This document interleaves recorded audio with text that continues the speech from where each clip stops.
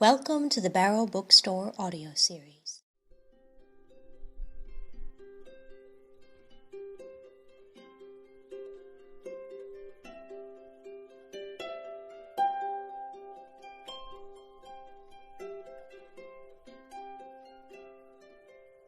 The Stories Polly Pepper Told to the 5 Little Peppers in the Little Brown House by Margaret Sidney.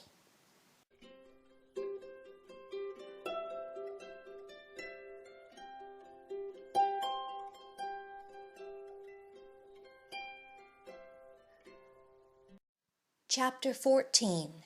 The Runaway Pumpkin. "I don't see," said Van, as they were all seated on the rug before the library fire, listening to one of Polly's stories, "how you ever do think of such splendid things, Polly Pepper."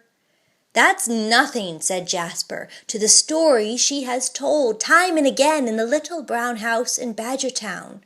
"Oh, tell us one of those now," begged Van eagerly. "Do, Polly Pepper!" and "Do, Polly Pepper!" cried Percy and little Dick together. "And do, Polly," said Jasper pleadingly, "if you are not all tired out." "Oh, I'm not tired," said Polly, shaking back the little fluffs of hair from her brow. Then she sat, looking into the fire a minute. "I guess I'll tell you of the Runaway Pumpkin." "Do!" cried Jasper in great satisfaction. "I remember that. That's fine. Now keep still, you 3 chaps, or else Polly can't tell it. You're worse than the menagerie any day," as the boys began to express their enthusiasm in such a babble, Polly could scarcely get a word in by way of beginning. "Well, once upon a time," began Polly, trying to frown at them, but instead the brown eyes were laughing as she hurried on with quite a flourish. "You must know that my story is all about the time when animals talked and pumpkins walked and—" "Oh, don't have any poetry," began Van in alarm. "That's perfectly horrid. Don't, Polly." "Why, it isn't poetry," she said. "Yes, 'tis," contradicted Van. "Look out," cried Jasper. "The first chap who contradicts will get off from this rug and have no story at all." "I didn't mean—" began Van. "No, he really didn't mean to contradict, I believe, Jasper," said Polly. "But what did make you think I was going to tell you a poetry story, Vanny? Why, I couldn't if I wanted to. Tell me." "Why, you said the animals talked and the pumpkins walked." "Oh, dear me!" cried Polly, almost tumbling over on the rug and laughing merrily, in which they all joined. "I didn't know I made a rhyme. So I did say that, didn't I? Well, you needn't be frightened. I won't do so any more. I don't believe I could if I wanted to. Now then," and she sat straight and wiped her eyes, "I'll begin again." "And if you interrupt another time, old fellow," said Jasper in his fiercest fashion, and he pretended to make a dive for Van's coat collar. "Out you go, sir, neck and heels.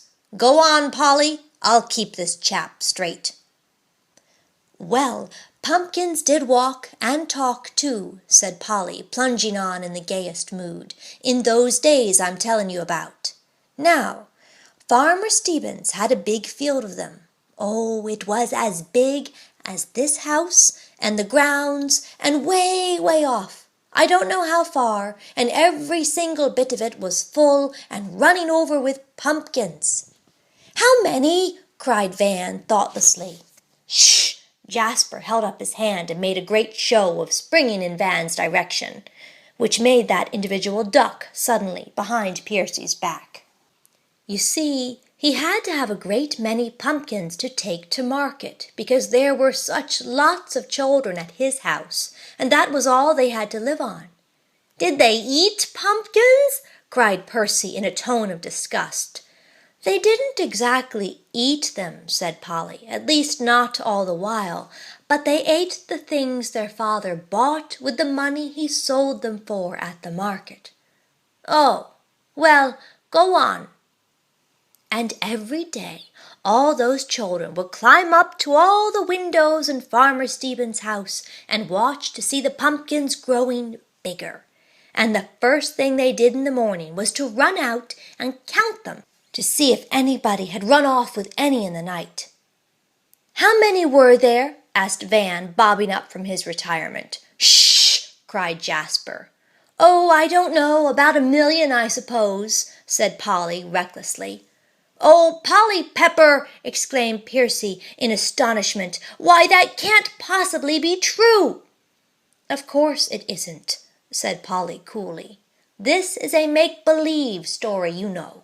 "And if you two chaps don't keep still, you'll get no story," declared Jasper again. "Here's Dick, now, is as quiet as a mouse. You might learn manners from him." "I want to hear Polly Pepper tell the story," said little Dick, folding his hands tightly together. "Of course you do, so we all do, and that's the only way we can hear it, by keeping quiet. Well, go on, Polly, please." So Polly began again. "Well, the pumpkins grew and grew. First they were green, you know, and funny little things, and the vines quite covered them. And then they grew bigger and swelled all up fat and round, and ran their heads through the green leaves. And the frost came one night and bit the grass and all the tender things everywhere. And the next morning, when all the Stevensons ran out, it didn't seem as if there was anything in the world but big yellow pumpkins.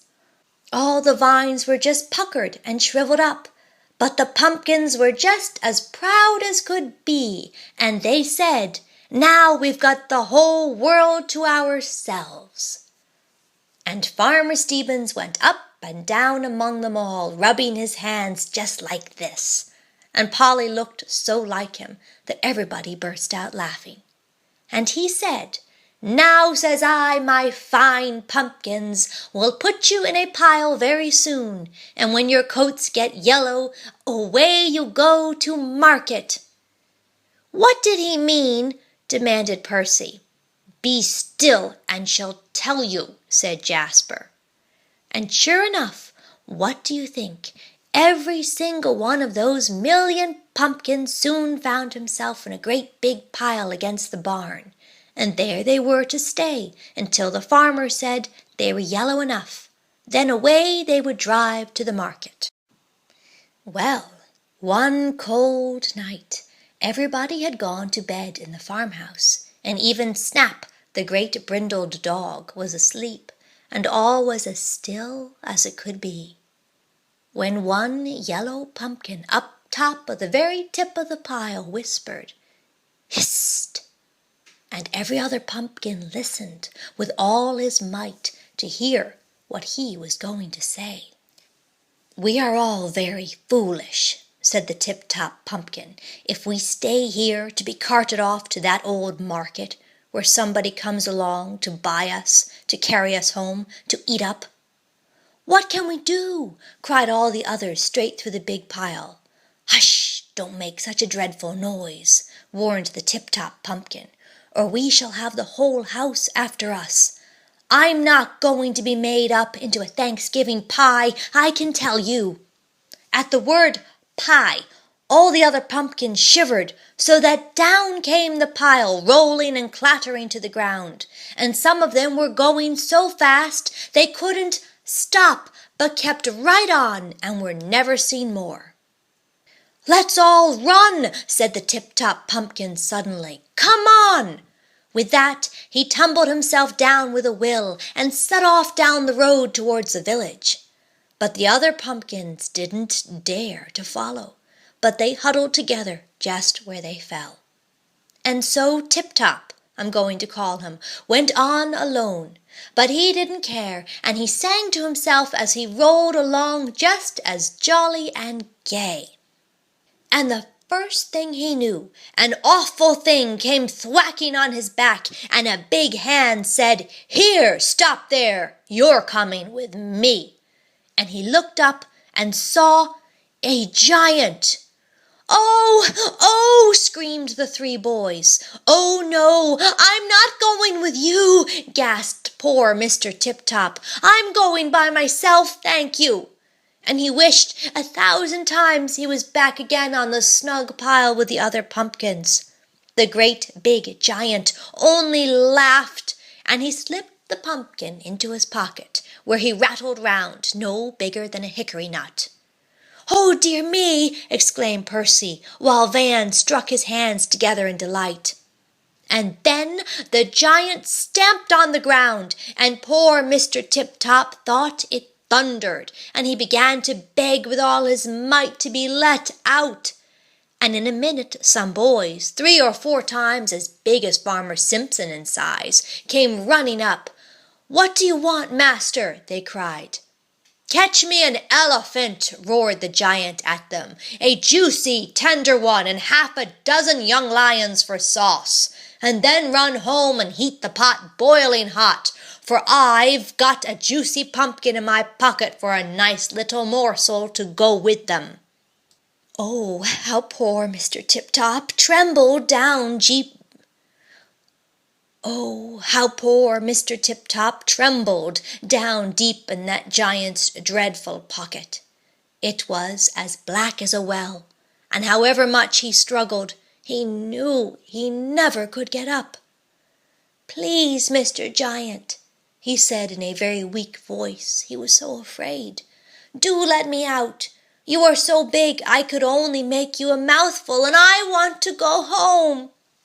"Be quiet!" roared the giant at him, "or I'll chew your head right off in one bite now." So poor, miserable Mr. Tip-Top had nothing to do but to roll into the farthest corner of the pocket, and shiver and shake and hope for some means of escape. And away sped the giant across the fields, and then the poor pumpkin knew he was being carried to the castle underground where the giant lived, and that he would never come out alive. Oh, dear, how he shivered and shook! And pretty soon down went the giant over a long pair of steps, 2 at a time, then down some more, till the poor pumpkin's head became quite dizzy. And at last he stopped and stamped on the ground, and Mr. Tip-Top was very sure this time that it thundered. "What ho!" screamed the giant. "Is everybody asleep, that you do not come when I call?" And there was a great scampering, and all the little giants and Mrs. Giant and all the servants came running as fast as could be, and the ground shook like everything, till poor Mr. Tip-Top thought he should die of fright. "See what I've brought!" cried the giant in a dreadful voice, and he tipped up his pocket, and out rolled the yellow pumpkin. All the giants and giantesses and Mrs. Giant raced after him with big dreadful steps, but he rolled under a big stone chair cut out of the side of the rock that the cave was made of. "Oh, save me, save me!" he cried, and he began to cry as hard as he could.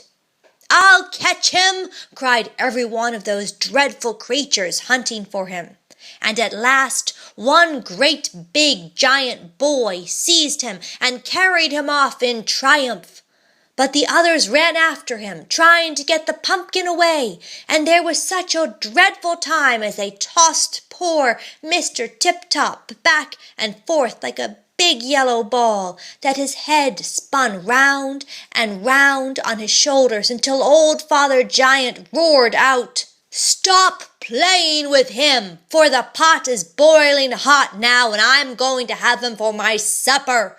I won't wait for the elephant and the little lions, for I'm very, very hungry." And the pumpkin was so scared at that he gave a great jump and rolled away into a crack in the floor. And although every one of those giants and giantesses got down on their knees and flattened their faces to see him, they couldn't get him out. And old Father Giant, in great anger, said he would have to stay there till the next day, when he would send for the carpenter to take up the floor.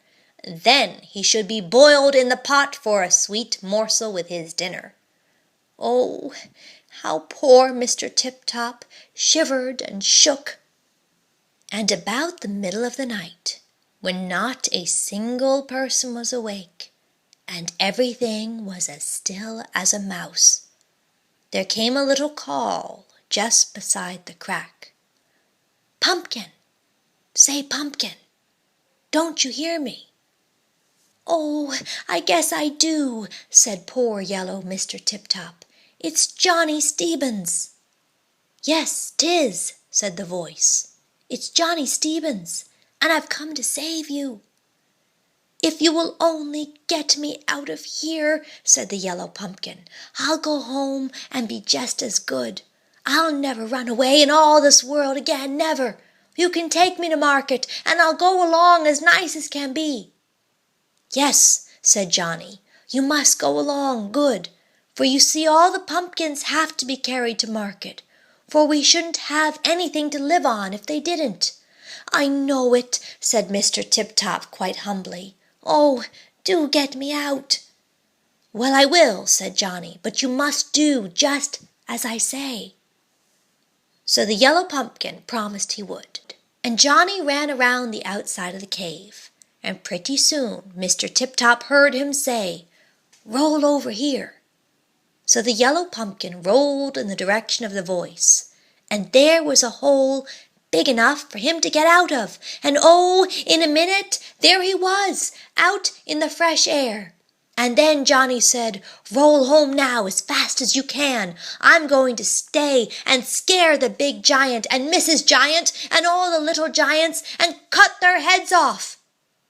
"Oh dear, Johnny," cried Mr. Tip-Top, and he burst out crying, "Do come home. He'll kill you and chew your head off." "Pshaw, no he wouldn't," said Johnny, "and I've got to kill that old giant and Mrs. Giant and all those dreadful giantesses, else they'll steal all our pumpkins. See what I've got?" And he ran behind a big tree and came out again with a perfectly horrible head of a wild beast with the flaming eyes and a big mouth and— "Oh, a jack-o'-lantern!" screamed Percy and Van and Dick together. Polly nodded gaily and dashed on. Mr. Tip-Top took one look at it, and he said very bravely, "I'm going to stay too and help you. Make me look like that."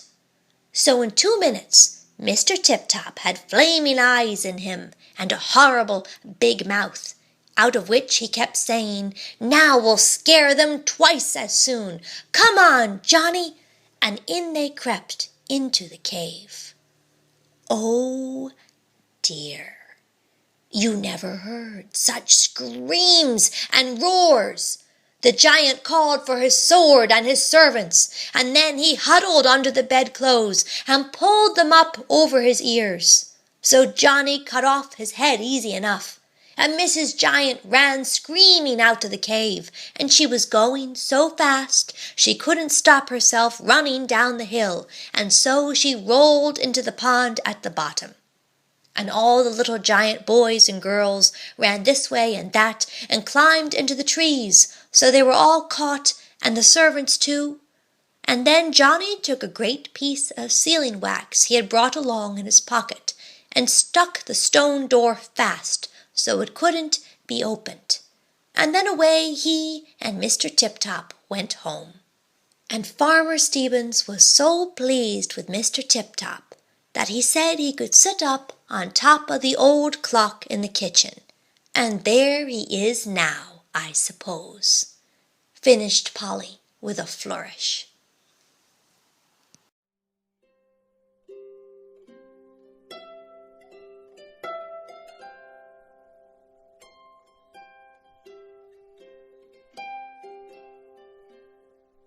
This has been a reading of The Runaway Pumpkin by Margaret Sidney, presented by the Barrow Bookstore, located in historic Concord, Massachusetts, home of the authors. Reading and music by Jamie Lee. Thank you for listening. Join us next week as the Barrow Bookstore audio series continues with readings of short stories and works by Concord authors and beyond.